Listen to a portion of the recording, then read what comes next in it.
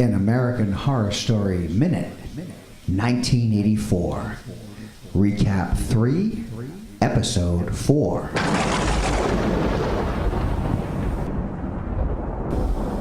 If you recall, Episode 3 left us with the shocker that Montana and the Night Stalker were allies. Episode 4 begins by showing us how this twisted relationship began.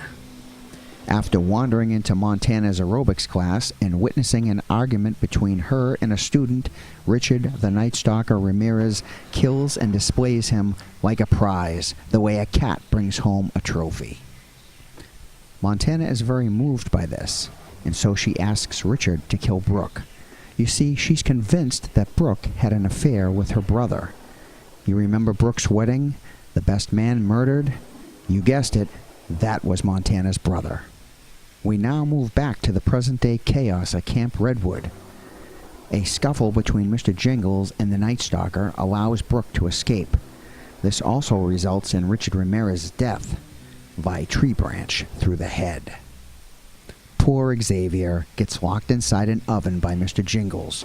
Before he can be cooked like a turkey, he's saved by Chef Birdie, just before she dies due to wounds inflicted by Jingles. Another flashback reveals where the relationship of Margaret and Mr. Jingles began. Why, he even carved her a little wooden bear. You see, Jingles promised Margaret back in the day to protect her and keep other counselors from bullying her. When he failed to do so, Margaret killed everyone and blamed Mr. Jingles. When she tells him this, he says, "I am the monster you made me." He moves toward her and she shoots him. But of course, Mr. Jingles isn't dead. This is an 80s horror movie, people. Trevor gets very little time to celebrate the supposed death of Mr. Jingles because Margaret stabs him.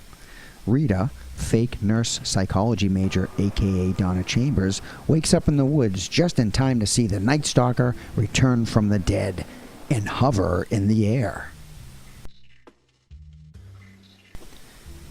And that, Monster Kids, is a wrap for Episode 4. Join me next week for An American Horror Story Minute, 1984.